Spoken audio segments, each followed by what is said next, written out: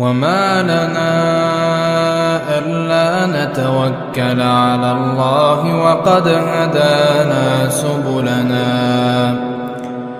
وَلَنَصْبِرَنَّ عَلَى مَا آذَيْتُمُونَا وَعَلَى اللَّهِ فَلْيَتَوَكَّلِ الْمُتَوَكِّلُونَ.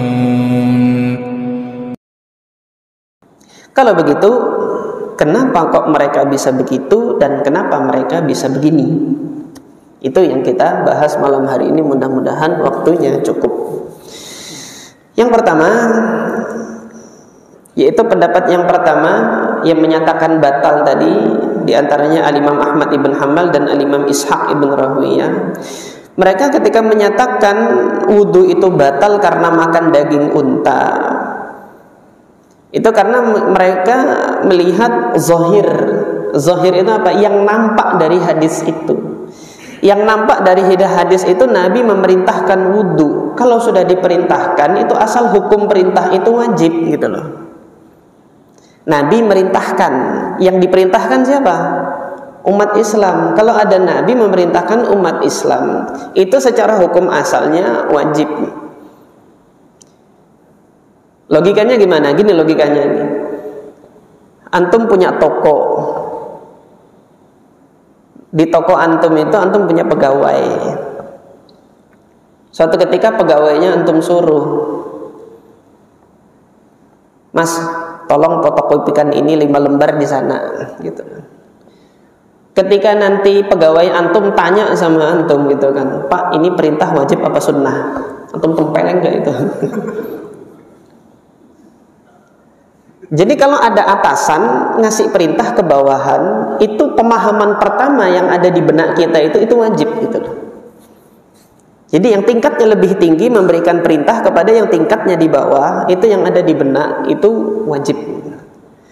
Belum akan dikatakan perintah itu anjuran saja, tidak dipaksa, ya. Kalau tidak ada indikator, bahasanya keberatan kalau indikator. Kalau tidak ada, gimana kalau bahasa orang jalanan? Kalau tidak ada tanda-tanda lain yang mencirikan perintah itu hanya anjuran saja. Misal kalau nanti bosnya itu mengatakan, "Mas, bisa tolongkan fotokopi enggak kalau antum longgar ya?" Nah, itu kan berarti ada embel-embelnya kalau antum longgar, enggak ganggu antum, antum enggak sibuk. Tolong fotokopikan ya. Nah, artinya tidak dibebankan kewajiban bagi orang tersebut. Kalau dia lagi enggak longgar, lagi sibuk dengan pekerjaannya, maka cari orang lain si bos ini gitu loh. Itu kalau secara logika seperti itu yang namanya perintah itu. Nah, demikian pula perintah yang Allah Subhanahu wa taala berikan kepada hambanya dan Nabi SAW perintahkan kepada umatnya, itu yang pertama kali yang ada di benak kita, kalau Nabi memerintahkan itu wajib. Belum akan dihukumi sunnah kalau tidak ada tanda-tanda lain atau bukti-bukti dari dalil yang lain gitu loh. Ini yang dipegang oleh pendapat yang pertama tadi. Maka yang nampak dari hadis Jabir ini, Nabi merintahkan wudu, dan perintah Nabi itu hukum asalnya wajib. Adapun pendapat yang kedua, pendapat jumhur, yaitu Al-Imam Abu Hanifah, Imam Malik dan Al-Imam Syafi'i, yang menyatakan bahwasanya apa? Wudu itu tidak batal karena memakan daging unta. Mereka mendapatkan tanda-tanda dari hadis lain bahwasanya perintah dalam hadis Jabir bin Samurah ini tidak dipaksa. Perintah di dalam hadis Bara' bin Azib tadi untuk berwudu gara-gara makan daging unta itu tidak dipaksa. Mereka datangkan bukti gitu. Apa buktinya? Bukti yang mereka datangkan itu adalah hadis Jabir bin Abdullah, sama-sama Jabir, jangan ketukar. Yang pertama tadi Jabir bin Samurah itu dari qabilah Su'ah ibn Amir ibn So'so'ata. Jadi nisbatnya itu Jabir bin Samurah As-Suwa'i. Adapun Jabir yang kedua ini Jabir ibn Abdullah Al-Ansari. Dan beliau dan ayahnya dua-duanya sama-sama sahabat Nabi, mukimnya di Madinah. Adapun Jabir bin Samurah dari qabilah Suwa'ah tadi. Jadi qabilah Suwa'ah ini mukimnya di luar Madinah. Nah, kalau tadi saya telusuri nasabnya itu, dia adalah salah satu sub qabilah dari qabilah Hawazin. Qabilah Hawazin itu bermukimnya di Taif, bukan di Madinah. Dan kalau dilacak lagi, qabilah Hawazin itu kapan masuk Islamnya? Setelah pertempuran Hunain. Setelah pertempuran Hunain dikejar sama Nabi, terjadi pertempuran Taif. Taif dikepung, sebagian ada yang masuk Islam. Di antaranya ya ini Jabir ibn Samurah itu kalau mau dilacak, tetapi di dalam kitab-kitab rijal saya belum mendapatkan keterangan kapan masuk Islamnya Jabir bin Samurah ini. Adapun Jabir bin Abdullah ini sudah sejak awal Nabi hijrah itu beliau sudah masuk Islam dan sudah membersamai Nabi Muhammad SAW.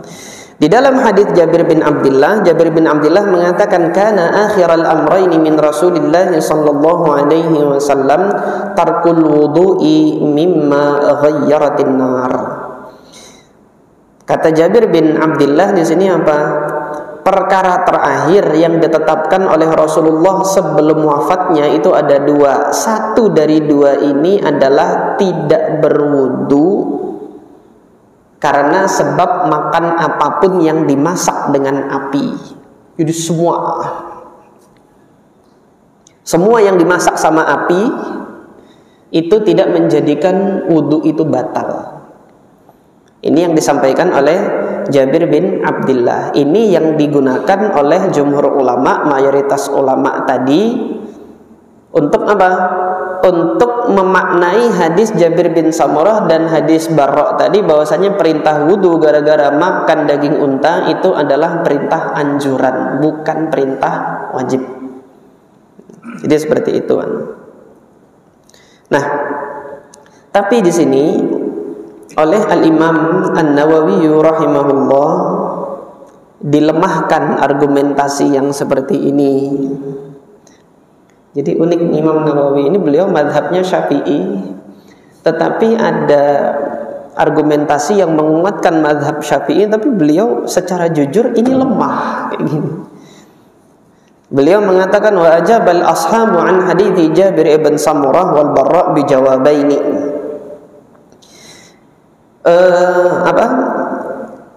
Ashab, yaitu para ulama Syafi'iyah yang beliau maksudkan, memberikan jawaban terhadap hadis Jabir bin Samurah dan hadis Barra bin Azib yang memerintahkan untuk wudu gara-gara makan daging unta tadi.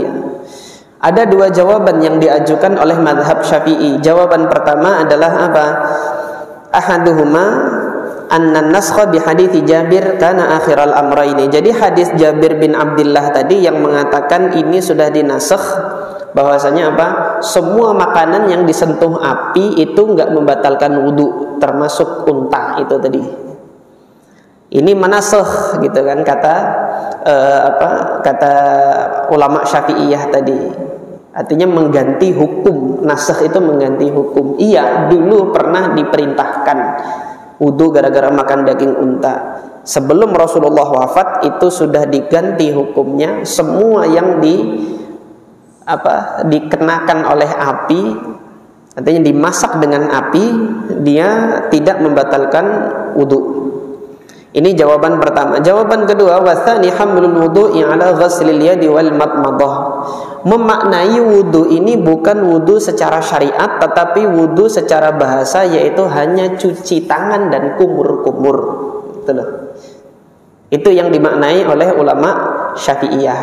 Jadi tawaddu'u itu berwudulah kalian, itu bukan berwudu yang untuk sholat itu, gitu loh. Tapi maknanya adalah berwudu yang hanya cuci tangan dan kumur-kumur saja. Ini jawabannya ulama Syafi'iyah. Apa kata Imam Nawawi?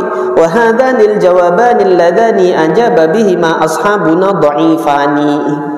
Dua jawaban ini yang diajukan oleh ashabuna, oleh ulama kami para Syafi'iyah ini, para ulama Syafi'iyah, dua-duanya lemah kata beliau.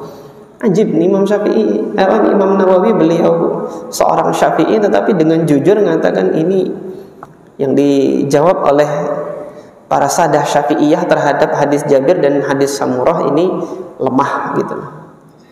Amma hamlul wudu'i 'ala al-lughawi fa dha'ifun. Memaknai wudu dengan makna bahasa yang artinya hanya cuci tangan dan kumur-kumur saja, ini pemaknaan yang dhaif, ini takwil yang dhaif, takwil lemah, takwil tanpa bukti gitu kan. Li'anna al-hamla 'ala al-wudu'i syar'i, karena memaknai wudu itu dengan wudu yang secara syariat yang lengkap 4 rukunnya itu, basuh wajah, tangan, usap kepala dan kaki, muqaddam ini lebih dikedepankan kata beliau alal lughawi daripada pemaknaan lughawi, karena hadis Nabi itu berbicara tentang syariat bukan berbicara tentang bahasa gitu loh.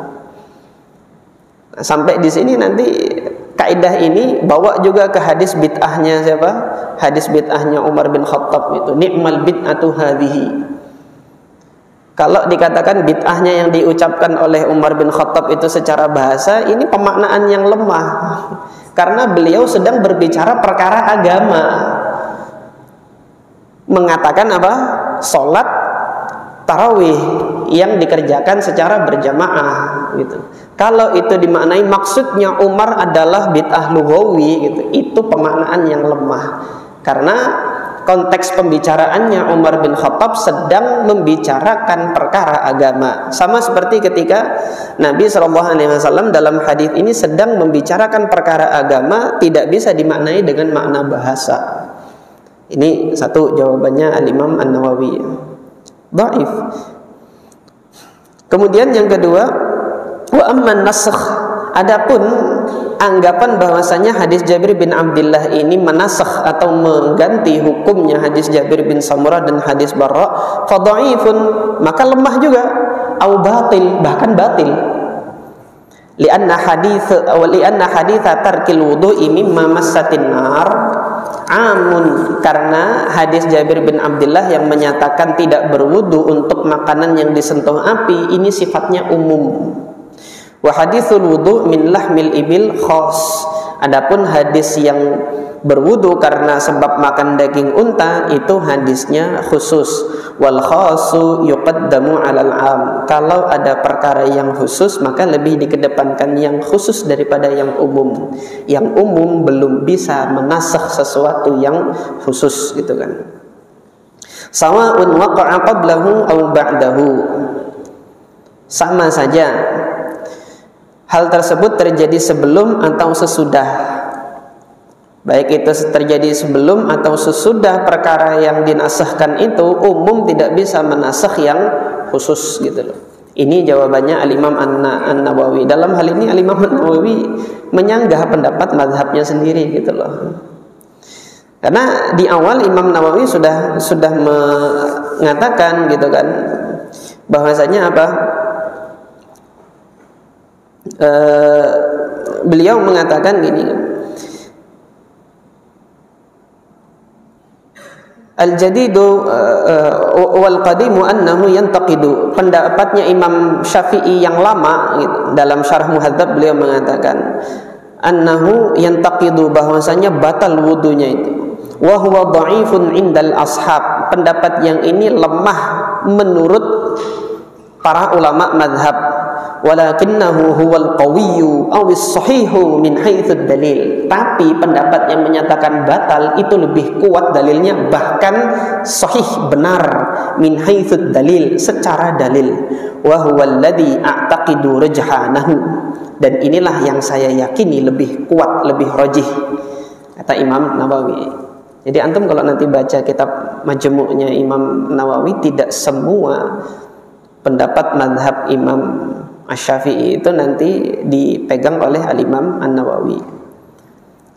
Nah, yang menjadikan kenapa kok Imam Nawawi begitu berani gitu loh, anti mainstream di tengah-tengah apa? Di tengah-tengah para sadah Syafi'iyah, beliau mengatakan waqad asyara al-Baihaqi, beliau punya pendahulu yang sama-sama ulama Syafi'i tetapi tidak berpegang dengan pendapat ini, bahkan cenderung kepada pendapat yang batal.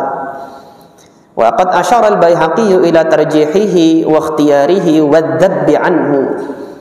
Imam Baihaqi mengisyaratkan bahwasanya ini lebih rajih, yang batal tadi ya, bahkan dipilih oleh Imam Baihaqi, wadzabbi anhu, bahkan dibela ini pendapatnya ini.